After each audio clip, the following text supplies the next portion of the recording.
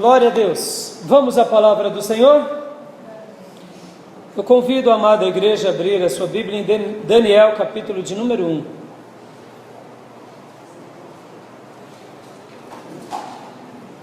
Livro do profeta Daniel, capítulo de número 1. O título da minha mensagem é Daniel, um jovem, um adulto, um ancião, um hebreu, um diplomata que nos ensina muito. Em outras palavras, Daniel, um servo de Deus que nos ensina muito. Eu gostaria que hoje o seu coração fosse aberto diante de Deus, do texto que leremos, porque eu tenho certeza que esse homem, que começa a sua história a ser escrita a partir da sua juventude, vai nos ensinar bastante. Quem aqui ainda é um adolescente? Levante a mão. Adolescente. Jovem. Opa, adulto agora, adulto. Terceira idade. Né? Glória a Deus. Temos todas essas faixas etárias aqui presentes. Algumas um pouco mais, outras um pouco menos. A história desse homem é uma história admirável, porque é uma história que nos ensina muito em todos os momentos. O contexto de vida dele é um contexto, eu diria, atípico para todos nós. Daniel, ele é um daqueles jovens de famílias nobres que foi capturado e levado agora para uma terra estrangeira. Imagine se você nessa situação. Meu filho Lucas já passou da fase do alistamento, mas ainda é um jovem. Meu filho Felipe está em dias de alistamento. Imagine você, papai, o seu filho sendo capturado e sendo levado para longe de você. Ou quem sabe um parente seu, ou você, jovem que me ouve, quem sabe você sendo capturado. Ou quem sabe você, vovó, o seu neto predileto, aquele que é a esperança da família, sendo capturado e levado para longe, com a passagem apenas de ida, sem a passagem de volta. Até porque agora ele está indo não apenas numa viagem, mas ele está indo como um escravo. É esse episódio que começa a vida desse jovem garoto, sendo capturado, sendo subjugado, vendo a sua nação vir à ruína, vendo os palácios reais sendo destruídos, vendo a casa de Deus sendo saqueada, roubada por um povo ímpio, e agora destruída parte por parte.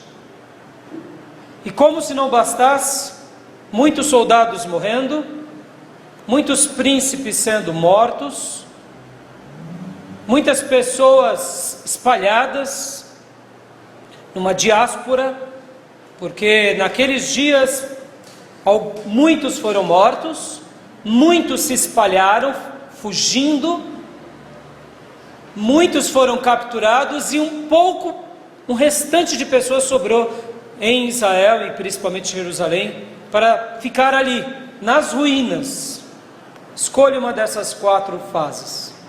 Qual é a pior? Todas são horrorosas. Porque quem ficou vivo em Jerusalém, ficou vivo diante do caos. Absolutamente o caos.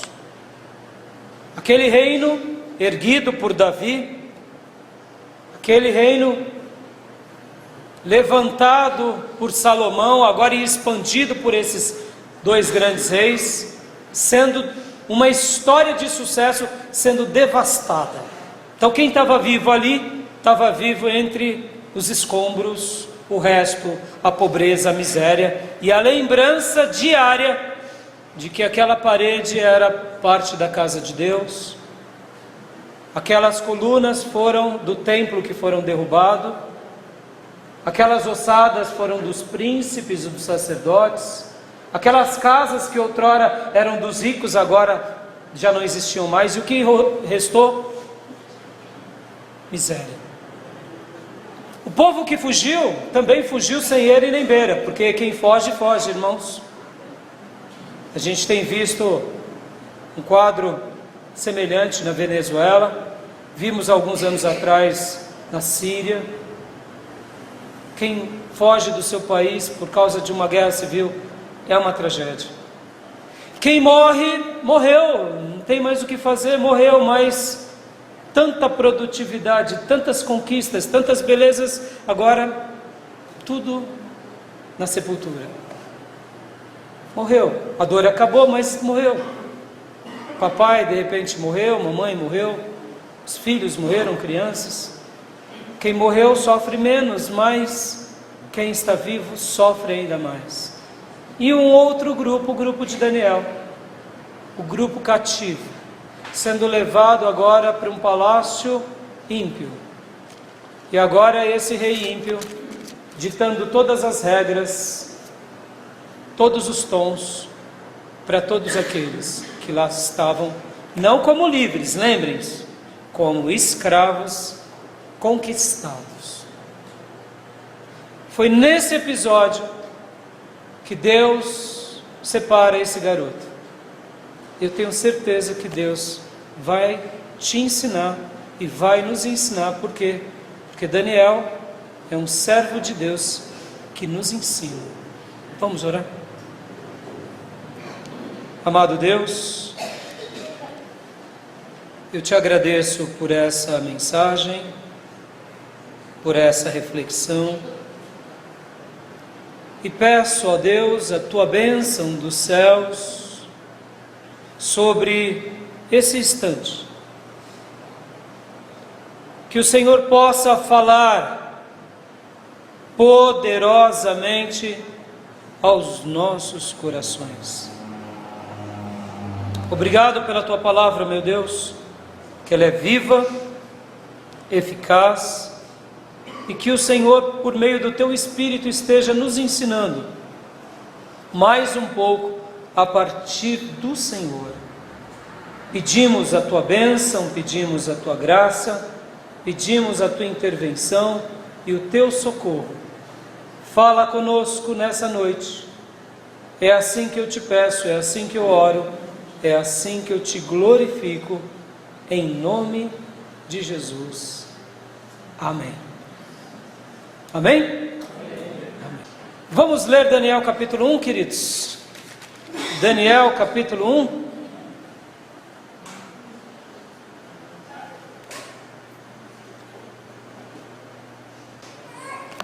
Todos acharam Daniel capítulo 1?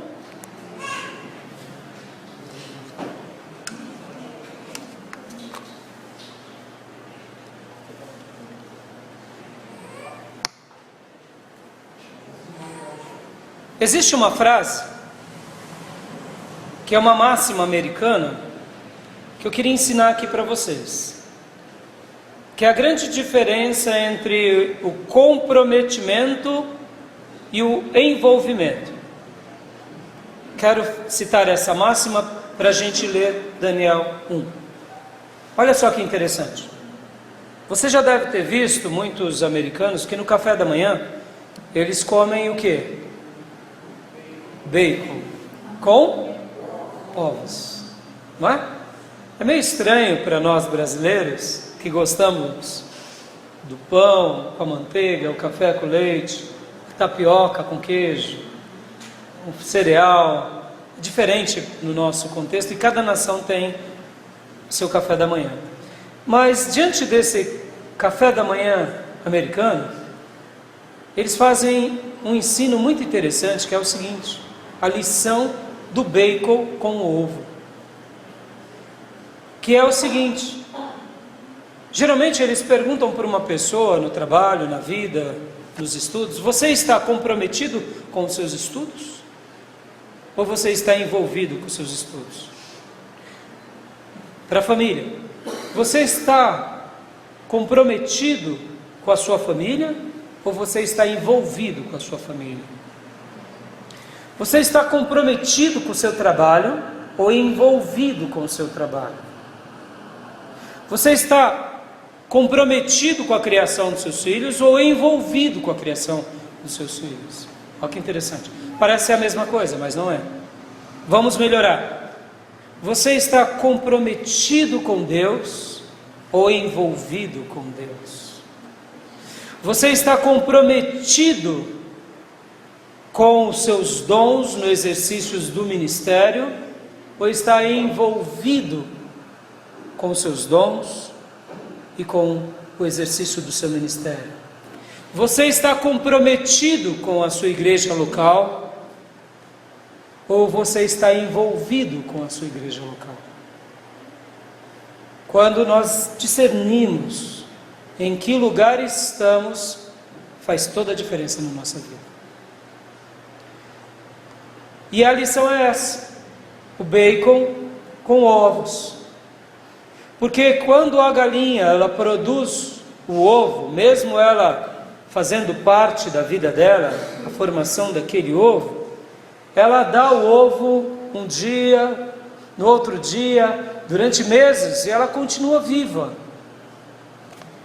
Ela continua vivendo a sua vida.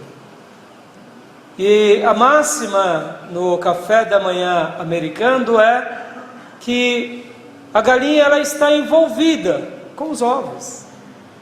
Você pode ter 2 galinhas que chocam e ter ovos por mês inteiro. Mas já o porco, ele está comprometido com o bacon. Você tem que matar o bacon. O porquinho tem que morrer. Para cada bacon é um porco. Opa! Logo, há uma relação totalmente diferente. E essa relação é a relação da nossa vida. É a relação que muitas vezes temos com Deus ou não temos. Porque afinal de contas, crer em Deus é algo muito bom. Mas viver a fé integral é algo extraordinário. Estar numa igreja é um lugar muito bom. Dê uma olhadinha para o lado. Olha os irmãos, todos cheirosos, bonitos, sorridentes, sem problema, não é? Na igreja é quase um mini-céu. Quem tem um problema maior do que o outro, vem, fala conosco, com o pastor, recebe oração. Estar envolvido é isso. Estar comprometido, muda tudo. Muda tudo. Muda tudo. Você começa a participar de coisas muito mais profundas. Quantos são aqueles que estão envolvidos no seu trabalho? Fazem as suas tarefas, mas não se comprometem profundamente com o seu trabalho. Estão ali para ganhar um salário, e aleluia se o chefe não estiver vendo, porque o galo velho vai ser cozinhado a fogo baixo. Eu quero te dizer, filho, lembre-se disso. Teu patrão por excelência chama-se Jesus Cristo, Senhor. Você não trabalha para o seu patrão, você trabalha para Deus. Ele é o autor e consumador da sua fé. O trabalho é sagrado, foi um presente que Ele te deu. Quantos são os que estão envolvidos com a sua família? Levam o dinheiro para casa. E a mulher que se vira, porque esses meninos são muito atentados e eu não tenho paciência com eles. Está envolvido na educação dos filhos. Porque no dia que você se compromete, você chega lá para o Zezinho, para o Gabrielzinho, para a Petrina, né? E chega nela e fala: chega, deixa a mamãe descansar, vem cá. Alto lá. Castigo para um, tira videogame do outro, disciplina. A mulher fala: que homem é esse? Chegou um homem, né? Muitas vezes chegou uma mulher. Porque muitas vezes é o contrário. Quem educa é o pai, a mulher deixa acontecer. Aí eu digo, irmãos, que filho queremos para a nossa vida? Que filho? É a educação, pastor. Puxa vida, falou uma coisa que eu não gosto muito, que é estudar, pastor. Deixa eu te ensinar uma coisa, irmãos. O estudo é algo magnífico. Se você tem dificuldade de estudar, possivelmente você está estudando coisas que você não gosta. Possivelmente. Peter Drucker, o pai da administração moderna, o guru da administração assim chamado, ele disse que todos nós nascemos por uma coisa. Somos boas em 2, 3 e nas demais enrolamos. Entendeu? Você nasceu para alguma coisa, por isso que talvez você não goste do que você faz. O desafio que eu te dou hoje é: peça a Deus discernimento. Deus, eu nasci para quê? Eu nasci para quê? Sinaliza na minha vida, e você vai estudar, e você vai trabalhar como se estivesse brincando. Posso ouvir um glória a Deus? Vai mudar a sua vida. E o dinheiro vai naturalmente aparecer. Porque o trabalho para você vai ser um hobby, não um trabalho. Vai ser trabalho. Tem hora que você vai querer pedir as contas, mas não tanto quanto os outros, que você vive diariamente querendo pedir a conta. Entendeu? Comprometimento e envolvimento, totalmente diferente. Daniel era esse jovem comprometido com Deus. Aleluia. Comprometido com o seu povo, comprometido com Ele, comprometido com o seu dever, com a sua cidadania. Agora ele era escravo, e daí? Faz parte da vida. Sim. Quem é que quer ser escravo? Ninguém. Quem é que quer ser dominado? Ninguém. Não aceitar isso é morrer a cada dia. Ele sabia aceitar as derrotas, não porque ele era um derrotista, mas porque agora nessa derrota ele precisava mudar o quadro da sua vida. E o que ele fez? Se aquela derrota não dependia dele, porque se manter no reino de Israel não dependia de um único jovem, dependia de um contexto maior. Mas esse contexto maior foram rebeldes a Deus. E Deus levantou profetas, inclusive o profeta Jeremias, dizendo: acabou o tempo, vocês serão destruídos e levados cativos durante 70 anos, porque desprezaram a minha adoração, desprezaram a minha glória e fizeram pouco caso da minha pessoa. E agora, como um castigo, eu farei isso: ferirei vocês para curá-los depois de 70 anos. Parafraseando os profetas, eu estou. E acontece. E Daniel agora, até o momento do cativeiro, eu não sei se ele era um garoto que ia com a galera, sabe aquele que vai com a galera? Né? Na igreja, piedoso, crentes, chip evangeliques, sabe? Da glória a Deus, aleluia. Mas com o mundão, entendeu? Né? Porque aí, pastor, as coisas santas é para a igreja. No mundo é do mundo, e eu não, entendeu? Eu não sei como ele era, deduzo que não, porque Daniel tem uma demonstração muito piedosa de temor. Quero acreditar que ele era um daqueles que era um meio chato do palácio, sabe? Da corte, o meio chato dos amigos. Que os amigos estavam indo lá para a galera, para as festas. Ele: pessoal, o profeta está profetizando já há um tempão aí. Deus levantou mais outro, vai vir chumbo grosso. Pessoal, olha o que aconteceu com Israel e a capital Assíria. Os assírios foram lá e judiou de Samaria. Deus já levantou um profeta, Deus está levantando outros. E olha aí, vocês estão vendo que Nabucodonosor está vindo sitiar aqui Jerusalém. Pessoal, vamos acordar, vamos orar, deixa disso, está muito bom, deixa o povo se virar, porque a gente é da corte. A corte sempre se dá bem. Eu deduzo que Daniel era desse naipe, desse time. E de repente, o exército de Nabucodonosor sitia Jerusalém. Ensinando aqui para os que talvez não conheçam, estado de sítio é quando você já está na sua nação, na sua tribo, no seu lugar de costume. Estado de sítio é quando o exército inimigo fica ao redor. Coloca ali acampado a cavalaria, todo o sistema bélico ao redor e fecha todos os seus acessos. Esse é um estado de sítio. E o estado de sítio em Jerusalém demorou alguns anos.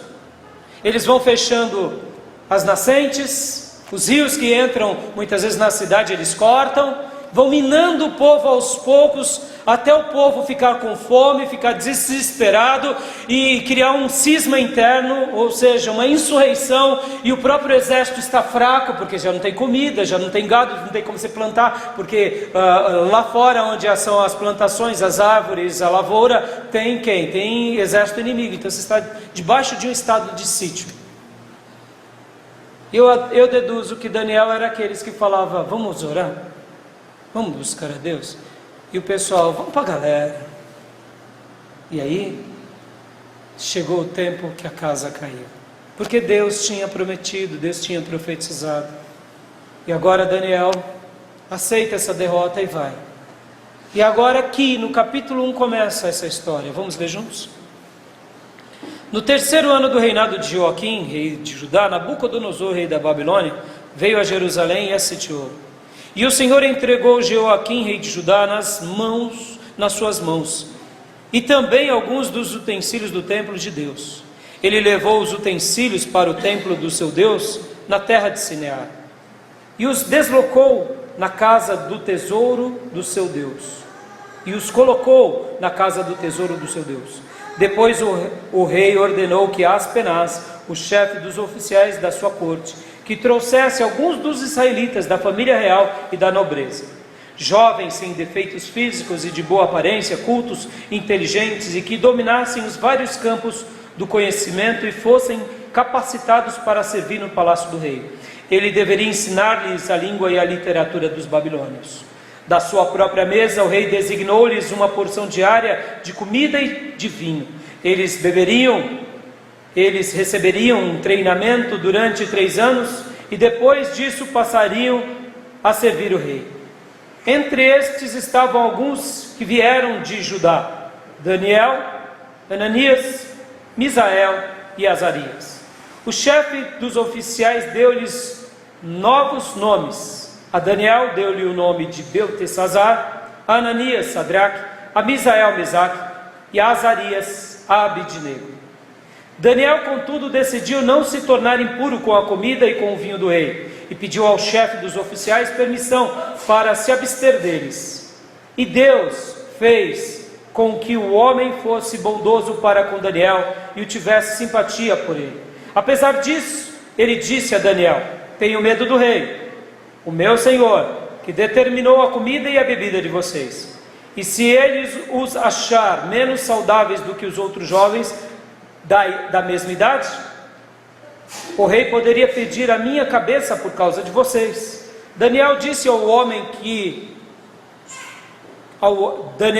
então ao homem que o chefe dos oficiais tinha encarregado de cuidar deles e de Ananias, Misael e Azarias: peço-lhes que façam uma experiência com teus servos durante 10 dias.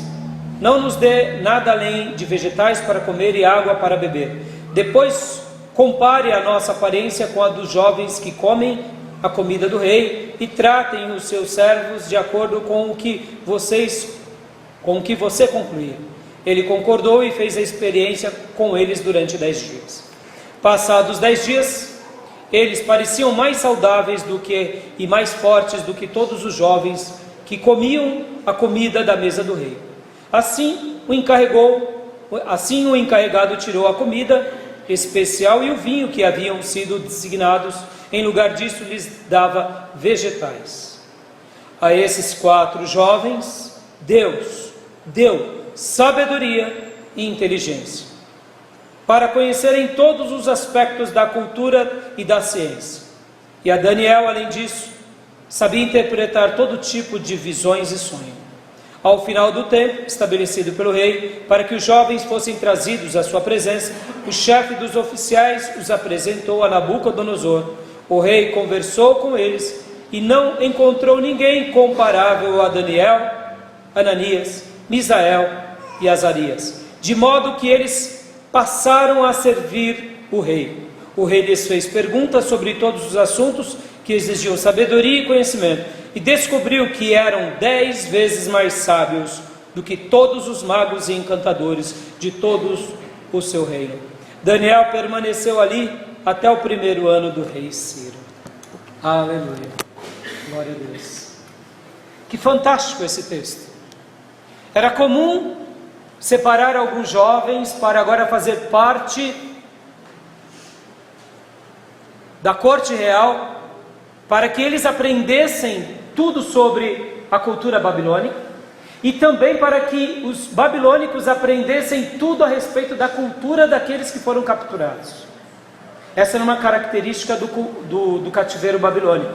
Eles não aniquilavam a cultura daquele povo capturado. Antes, eles aprendiam com o povo capturado, selecionavam jovens inteligentes, treinavam esses jovens inteligentes e faziam desses jovens inteligentes agora pontes entre quais reinos? A Babilônia, que dominava, e o povo dominado, trocando assim informação e conhecimento, para que esse poder bélico estatal desse governo, desse reinado, fosse ampliado ainda mais, extraindo conhecimento. Olha que interessante. Então eles já eram inteligentes, já eram dedicados, mas Daniel era piedoso além de tudo. Porque o que acontece agora, eles fazendo parte dessa escola fechada, dessa elite, eles comiam das comidas reais e bebidas reais, e eram trocados também os seus nomes por novos nomes, que eram nomes dos seus deuses, dos deuses pagãos deles. Então aqui Daniel recebeu um novo nome e os seus 3 amigos, e não só receberam esse novo nome para designar, agora vocês fazem parte de uma nova escola, pelo qual os nossos deuses conquistaram essa conquista, e por isso que eles recebiam esses nomes. Pode ver que Daniel recebe o nome de Beltesazar, que tem uma designação de um deus babilônico, assim como os demais amigos dele. E a comida, pastor, por que ele rejeitou comer do banquete real? Porque aquela comida era consagrada àqueles ídolos. E o motivo pelo qual Israel estava indo agora se tornar cativeiro, era o motivo principalmente gerado do castigo da idolatria. O povo de Israel estava adorando outros deuses, estava cultuando outros deuses, foi se corrompendo, e o castigo de Deus veio sobre eles, principalmente sobre esse fato. É claro que desse pecado também tiveram muitos outros pecados pelo qual Deus se indigna contra a nação, mas agora ele sabia que esse era um pecado muito grande, que o povo de Deus tinha pecado e ele não queria mais. Nessa noite eu quero repartir com os irmãos algumas coisas sobre esse jovem que, como diz no versículo 8, Daniel, contudo, decidiu não se tornar impuro. Repita comigo essa expressão. Daniel, contudo, decidiu não se tornar impuro. Agora eu quero te desafiar a fazer uma outra leitura. Eu quero que você faça essa leitura, porque a Bíblia foi escrita também para todos nós, amém? É Deus falando conosco, não é? E a palavra de Deus hoje, ela é para mim e para você. E esse texto no versículo 8 é o texto que vai nos fazer entender um pouco mais sobre ele. Eu queria ler aqui o convite de Deus a todos nós. Ao invés de você falar, Daniel, contudo, decidiu não se tornar impuro, você vai dizer o seu nome, contudo, decidiu não se tornar impuro. Amém? Vamos fazer isso? Vamos lá? Então, quando eu disser 3, você vai falar bem alto o seu nome, tá bom? Então, vamos lá? Vocês entenderam? Ficaram claros? Né? Então você vai dizer, que nem eu vou dizer, o Raimundo, contudo, decidiu não se tornar impuro, tá bom? Eu vou falar 3 e no 3 a gente faz isso, tá bom? 1, 2, 3. Raimundo, contudo, decidiu não se tornar impuro. Amém. Esse homem me ensina porque o meu primeiro contato que eu tive com esse livro foi quando eu me converti. Logo após a minha conversão. Meses depois da minha conversão, eu comecei a ler muito a Bíblia. E quando eu li a história do profeta Daniel, meu coração ficava aquecido em cada momento. No primeiro momento é porque ele era um jovem. E naqueles dias da minha conversão, eu tinha 17 anos. Eu também era um adolescente indo para a juventude. Mais jovem do que adolescente. Tive uma adolescência um pouco prematura, porque comecei a trabalhar muito cedo. Mas chocava-me essa história. E dentro de mim eu dizia: como pode um adolescente, um rapaz, um garoto ser assim? Como pode esse homem ser assim? Quero aprender com ele. E olhando a partir da minha experiência pessoal, eu fiz uma conexão entre a minha vida e esse homem. E essa conexão foi uma ponte que desafiou muito o meu coração, gerando em mim convicções profundas, gerando em mim um desejo de buscar santidade, gerando em mim coragem para enfrentar o medo, gerando em mim a decisão de que é possível jovens acreditar na influência divina, mesmo quando um reino ímpio se levanta contra nós. Mesmo quando estamos presos numa cadeia humana, é possível darmos uma volta por cima. E esse garoto marcava demais a minha vida, porque mesmo sendo garoto, ele era um homem de oração, ele era um homem de clarezas, ele era um homem de hierarquias bem definidas, ele sabia aonde ele estava. Ele, em outras palavras, ele sabia do seu papel, ele não tinha medo desse papel. E olhando a partir da experiência de vida dele, eu pude aprender muito, e isso me fez fazer uma conexão não somente com Daniel, mas com José do Egito, com Davi. E eles passaram durante a minha juventude como os grandes referenciais da minha vida. E eu gostaria de hoje te pensar sobre isso. Olhar a partir da sua experiência de vida. Que momento de vida você está hoje? Você é um adolescente? Você é um jovem? Você é um adulto? Você é um casal recém-casado? Você é pai de filhos? Você já é um casal bem experiente, com filhos crescidos, seus filhos estão na adolescência? Ou você já é um avô, uma avó, e tem agora novos dilemas? Eu quero te fazer olhar a Bíblia nessa conexão, aonde a experiência em que você está vivendo, os seus olhos e o seu coração possam voltar a enxergar outras pessoas, porque por isso a Bíblia deixou um acervo enorme de pessoas e de fatos e de acontecimentos. Para quê? Para que todas essas lições sejam aprendidas por nós e nós possamos ouvir a voz de Deus através daqueles exemplos.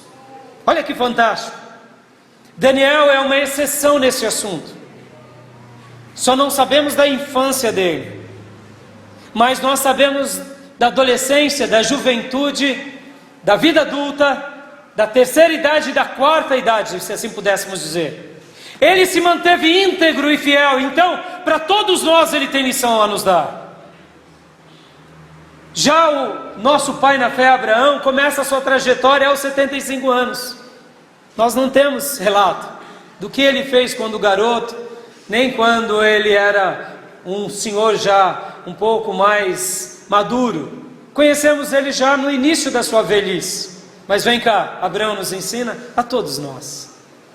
Mas ensina muito mais àqueles que já estão entrando na terceira idade.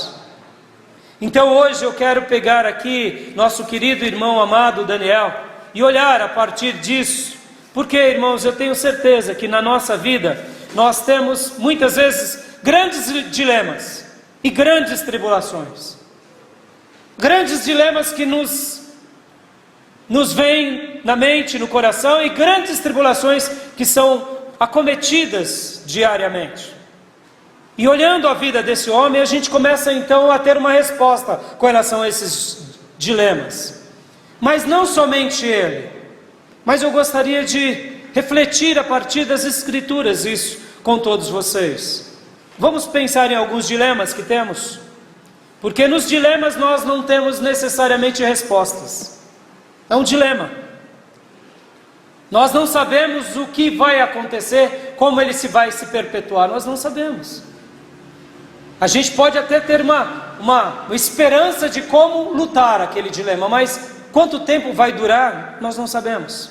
Por exemplo, irmãos, nós vemos na vida de Ruth e Noemi muito desamparo, mas com o desamparo, Deus socorreu Noemi, Deus socorreu Ruth, porque Deus levantou Boaz como aquele que realmente resgatou Ruth e automaticamente Noemi. Eu não sei se você está vivendo dias de desamparo, quem sabe dias de humilhação. Aqui Daniel passava por humilhação, uma humilhação da captura. Talvez a sua humilhação não seja assim, talvez a sua humilhação seja uma humilhação de uma dificuldade espiritual que você tem e que você chora, e por isso aqueles que estão ao seu redor, quem sabe a sua família te humilha.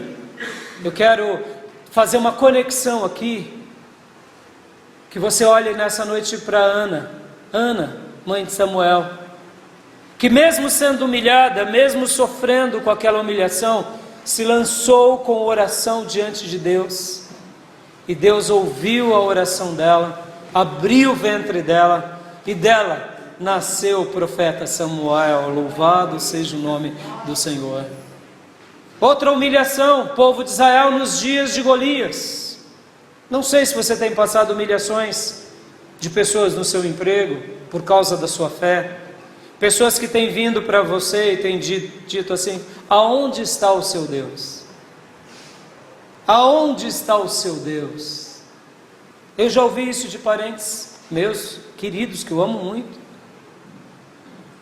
Se você precisa, peça ao seu Deus. E ainda naqueles dias, como eu era só mesmo um simples cristão, dizia: vai pedir ajuda para o seu pastor. E dentro do meu coração eu falava: Senhor, socorre-me, ampara-me, e seja aquele que peleja por mim. Quero te lembrar, irmãos, que quando Israel foi humilhado por Golias, aquele grande soldado enorme, Deus levantou um garoto, um pastor de ovelhas, com uma funda e 5 pedras, mas ele não precisou das outras 4, porque uma, no poder do Todo-Poderoso, resolveu todo o problema. O nome dele é Davi, porque ele lutou contra aquele que humilhava o povo de Deus, em nome do Senhor, e o venceu.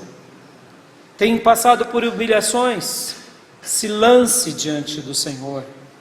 Talvez você está vivendo dias num beco sem saída, não sabendo o que fazer, como foi, por exemplo, o povo de Deus, quando Moisés tirou o povo do Egito, estava levando agora para Canaã, entrando ali no deserto do Sinai, diante do Mar Vermelho, e atrás agora veio o exército do faraó e os seus cavaleiros, furiosos, querendo destruir o povo, e na frente um grande mar, e o povo no meio. E o povo gritou: e agora? Eu não sei se você está vivendo dias assim, de beco sem saída, mas Deus usou a vida de Moisés e disse para ele: Moisés, toca com a tua vara no mar, e o mar se abrirá. Meu irmão, talvez você não tenha na sua mão uma vara, mas você tem a palavra de Deus como o teu livro de promessas. Você está vivendo um beco sem saída na sua saúde? Então eu quero te dizer que o nosso Deus abrirá os mares vermelhos em nome de Jesus. Talvez o seu dilema seja um dilema de escassez, de fome, de privação daquilo que você fazia e agora já não pode mais porque a conta está curta, o dinheiro está pouco, as dificuldades são imensas, as contas vêm chegando, e você se sente meio angustiado, e dentro do seu coração você se encontra como aquela mulher que foi pegar alguns gravetos para fazer o último pãozinho para que ela e o seu filho comessem, e veio o profeta, E o profeta disse: pode dividir comigo, porque não vai faltar pão, não vai faltar comida, porque Deus está te socorrendo. Ó, meu amado irmão, em nome de Jesus, um dos nomes do nosso Deus é Jeová Jiré, o Deus da provisão. Apenas fique debaixo da mão dele, que a sombra do Altíssimo, o esconderijo do Altíssimo e o poder do Todo-Poderoso abrirá portas onde você não imagina na tua vida. Ainda o profeta Elias, certa ocasião, porque fazia a obra de Deus e fugiu da fúria de Jezabel e de Acabe, ficou num riacho, e lá no riacho bebia água do riacho e comia carne por corvos. A provisão do Jeová Jiré sempre será na nossa vida, em nome de Jesus. Faça essas conexões na sua vida, meu irmão. Não duvide das promessas de Deus. Ou quem sabe, irmão, você está vivendo dias difíceis, como foram os dias de Esther e Mardoqueu, em que Amã, um príncipe ímpio, estava tentando destruir todos os judeus do Império Persa. O que aquele homem fez? Aquele homem não fez muita coisa, a não ser buscar a presença de Deus. Mardoqueu e Esther. Não sei se você está vivendo dias de uma profunda traição. Quem sabe, pessoas que você ama, pessoas que você confiou, um sócio, quem sabe, amigos, quem sabe. Mas eu quero te dizer, meu irmão, em nome de Jesus, se refugie debaixo da poderosa mão do Senhor, que o tempo de Deus, Ele vai te ajudar, Ele vai te socorrer, Ele vai te amparar, porque o nosso Deus é aquele que peleja por nós e que nos livra de todas as ciladas. Querido, se alguma coisa o inimigo tem tentado contra a tua vida, descanse, porque Deus vai cuidar de você como cuidou de Esther, vai cuidar de você como cuidou de Mardoqueu e de todos os judeus. Você tem vivido dias, muitas vezes, não só de dilemas, mas dias de tribulação. Quem sabe a sua tribulação tem sido uma dor, uma enfermidade, uma doença. Quem sabe você tem sofrido muito e não sabe o que fazer. Eu quero te ensinar agora, faça uma conexão com Jó. Alguém que sofreu muito, alguém que lutou muito, alguém que batalhou muito, mas ao mesmo tempo não perdeu a sua fé. Deus vai te ajudar nessas tribulações, Deus vai te ajudar nessas dificuldades. Deus sempre estará estendendo a sua mão sobre nós.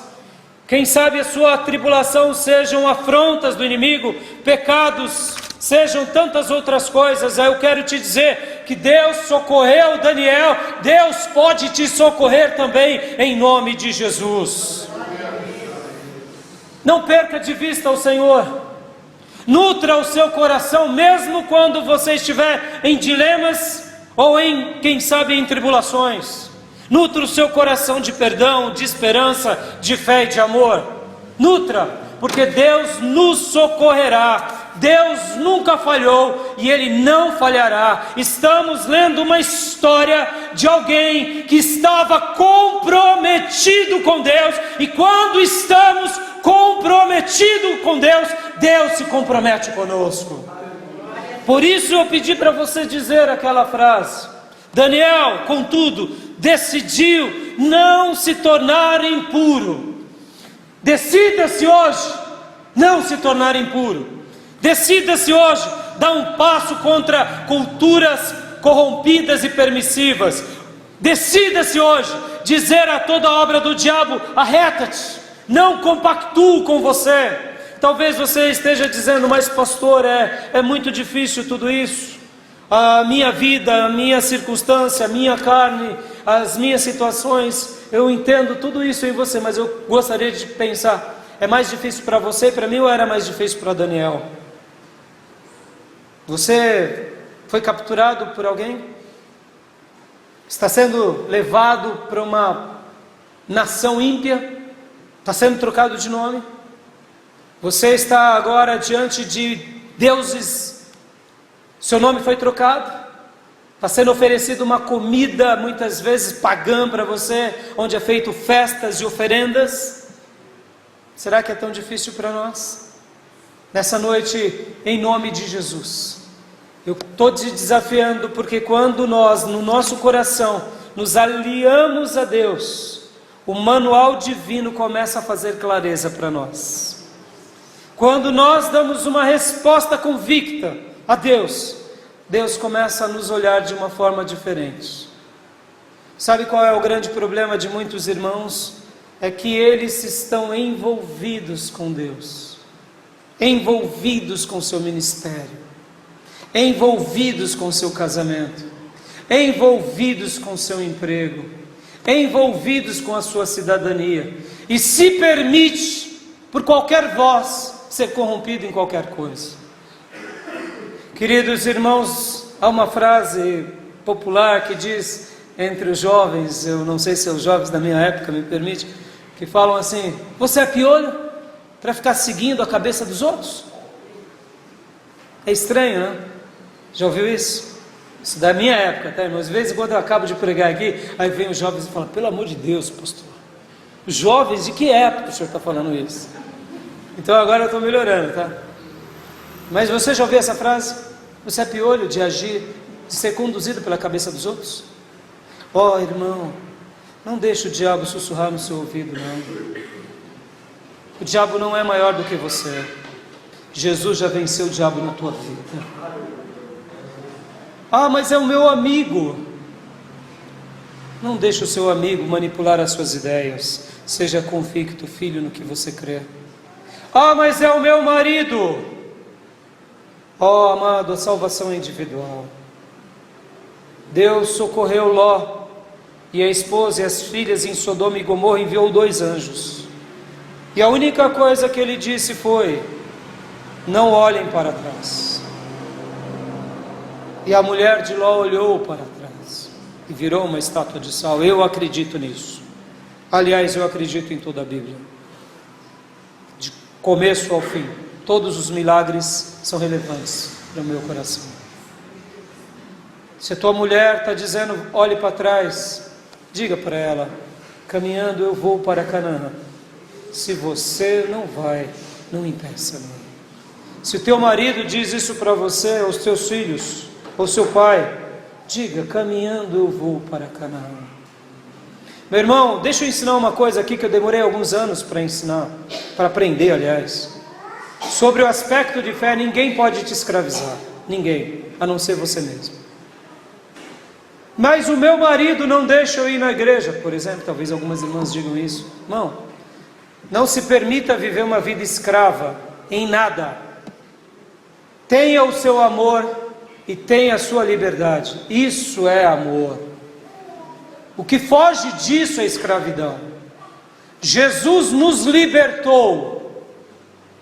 Deixa eu ensinar algo aqui que eu ensino no seminário. A libertação de Jesus: e conhecereis a verdade, e a verdade vos libertará. É uma coisa tão magnífica que Deus nos liberta até dele próprio. Sabia disso? Sabia disso? Sabia disso? A libertação, porque muitas vezes a gente tem uma ideia errada, né? Que eu seguia o diabo, eu seguia ali os Exus, eu seguia as coisas erradas, e agora eu me converto. Agora Deus está assim: ah, se eu não for para a igreja, vai descer um foguinho e vai me queimar. A gente tem uma ideia meio mística, meio infantil. Irmão, vem cá. A libertação que Jesus nos deu é tamanha que até dele próprio. Aí talvez você diga: mas pastor, sim. Se você está vindo à igreja porque tem medo de ir para o inferno, você está vivendo essa opressão. Não, irmão, eu sei que tem gente que se converte por causa do medo do inferno, ele é bom, porque é real. Mas viver com medo do inferno e segue a Deus, assim: eu tenho que ir para a igreja, porque se eu não for para a igreja, Deus me amaldiçoa, Deus vai me arrancar minha mulher, só porque ela está bonita, Deus vai arrancar meu emprego. Irmão, esquece disso. A chuva de Deus cai sobre justos e injustos. A misericórdia dele é a razão pela qual nós não somos consumidos. poder de Deus é maior do que qualquer outra coisa. Mas quando nós vivíamos em trevas e no lamaçal do pecado, estávamos sujeitos a duas grandes forças: a força do diabo e a força do pecado que impera em nós. Mas na cruz, Jesus venceu a morte, Jesus venceu o diabo, Jesus venceu o mundo e Jesus venceu a nossa natureza. E agora Ele derrama a divina semente dentro de nós, e ela nasce, ela cresce, e ela é na semelhança de Deus, um ser livre para a glória de Deus. Aí talvez você diga: mas pastor, se Deus me libertou até dele próprio, por que nós servimos a Deus? Oh, meu amado, nós servimos a Deus por amor, amor, amor e amor, aleluia. Para onde eu irei, se só tu tens palavras de vida eterna? A escolha na semelhança daqueles hebreus.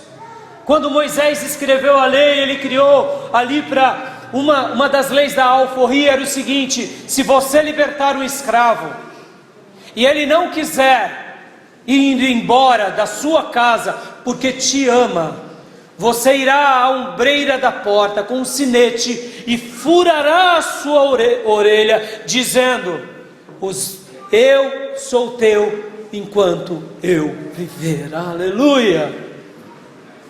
Nós seguimos a Jesus nessa semelhança. Entramos espiritualmente nas portas da casa celestial, nas ombreiras celestial, com o instrumento celestial, e furamos as nossas orelhas, dizendo: Senhor, eu para sempre te servirei, para sempre te amarei. Você está comprometido ou você está envolvido com o Evangelho?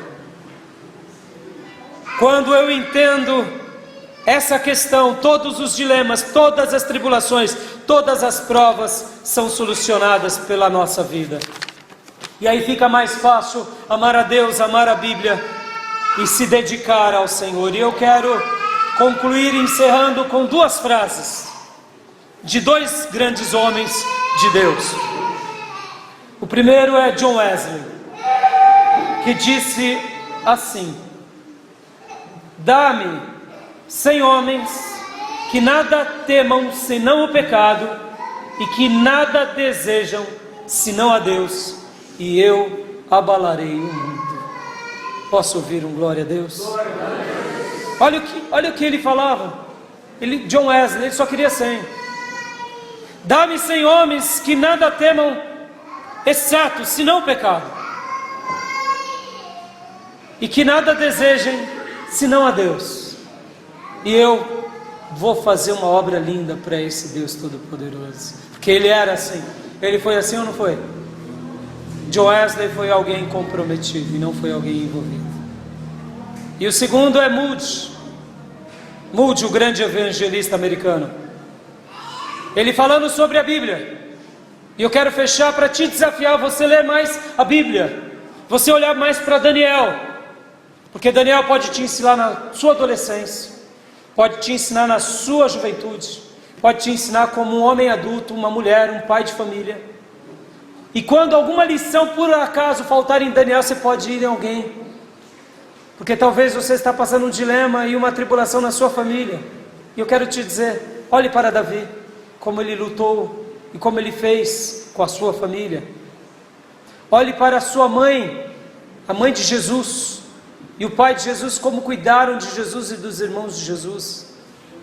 Olhe para Salomão, a maneira que Davi e Betseba cuidou de Salomão. Não sei qual é o seu dilema, mas eu sei que a Bíblia tem uma resposta para cada momento seu. E a segunda frase é essa, sobre Moody, falando sobre a Bíblia. Ele disse algo mais ou menos assim: ou esse livro te livra do pecado, ou o pecado te afasta desse livro. Ou esse livro, pelo qual amamos e acreditamos, nos livra do pecado, ou o pecado nos afasta desse livro. Qual é a escolha que você quer fazer para você hoje? No nome de Jesus, você está comprometido com Deus e com tudo que Deus te deu, ou está envolvido? Para eu concluir, eu quero te dizer: o que Deus deu para Daniel, Deus deu sabedoria e inteligência, e deu dons poderosos. Algo semelhante Deus fará quando ver no seu coração você comprometido com Deus. Confie no Senhor. Daniel me ensinou muito quando eu era um jovem de 17 anos. E hoje ele continua me ensinando muito, como um líder de um rebanho e como um cristão.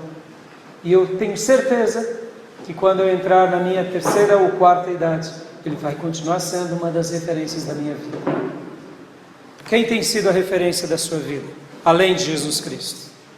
Nessa noite, deixe os envolvimentos e una-se a Deus no comprometimento. Lembre-se do café da manhã americano. Bacon com ovos. O que você tem sido? Bacon ou ovos? Você tem sido comprometido ou envolvido?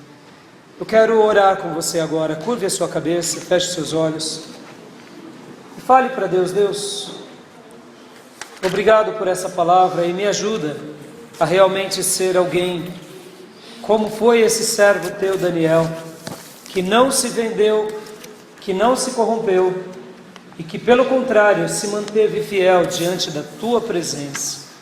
Peça a Deus ajuda agora, peça a Deus graça, peça a Deus socorro e ore a Deus se você tem caminhado longe daquilo que Deus deseja para você.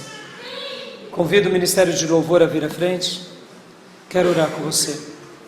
Amado Deus, em nome de Jesus, eu te agradeço por esse momento e entrego a tua palavra ao teu povo e peço, ó Senhor, continue falando aos nossos corações, continue falando às nossas vidas, continue falando com a nossa alma e continue trabalhando, ó Deus, por meio de cada um dos teus filhos e filhas, e que o Senhor possa nos ensinar a sermos como Daniel, que decidiu com muita convicção não se corromper com a iniquidade, que decidiu com muito valor dentro da sua alma não se tornar impuro. Ó amado Deus, que o Senhor nos faça enxergar a Ti como esse jovem enxergava, e que nessa noite a gente possa fazer não só essas conexões com Daniel, mas fazer com todos aqueles servos Teus, para viver uma vida comprometida com o Senhor, e não apenas envolvida. Em nome de Jesus, eu peço, continue falando aos nossos corações, em nome de Jesus, amém. Quero te deixar um último desafio. Se você tem dedicado 50% da sua vida a Deus, saiba que você está 50% em falha. Se você tem dedicado 90% a Deus, você está 10% aquém. Falta só 10%. Você já prosseguiu 90%. Amados, prestem atenção no que eu vou dizer nessa conclusão que eu já orei. Nós nunca nos arrependeremos de ser comprometidos com Deus. Nunca. Pode escrever isso na sua vida, no seu diário. O contrário é verdade. Sempre nos arrependeremos de não sermos comprometidos com Deus. Aonde falta comprometimento na tua vida, peça para Deus: Deus, muda a minha vida. É Ele que vai mudar a tua vida. É Ele que vai. Apenas dê um passo de fé, e você vai ver Deus trabalhar, Deus mudar os seus sentimentos, seus pensamentos, Deus mudar os seus sonhos, seus projetos. Deixa Deus conduzir a tua vida, deixa Deus conduzir a sua história. Saiba de uma coisa: você sozinho, na força do seu braço, da sua carne, vai ter várias marcas e feridas, mas você, na força de Deus, não vai ter feridas, e se o tiver, é para a glória de Deus. Guarde isso no seu coração. Se houver alguém que quer entregar a sua alma a Jesus, me procure no final desse culto. Terei imenso prazer de orar por você. Se houver alguém querendo se reconciliar com Deus, me procure. Amém? Quero dar a bênção apostólica. Que a graça do Senhor Jesus, que o amor de Deus Pai e as santas e eternas consolações do Espírito Santo de Deus estejam com todos vocês, agora e para sempre. Amém. Deus te abençoe. Dê um abraço bem gostoso no irmão e na irmã, enquanto o Ministério de Louvor canta esse hino. E decida-se não se tornar impuro com nada, mas sim comprometido com o Senhor. Aleluia.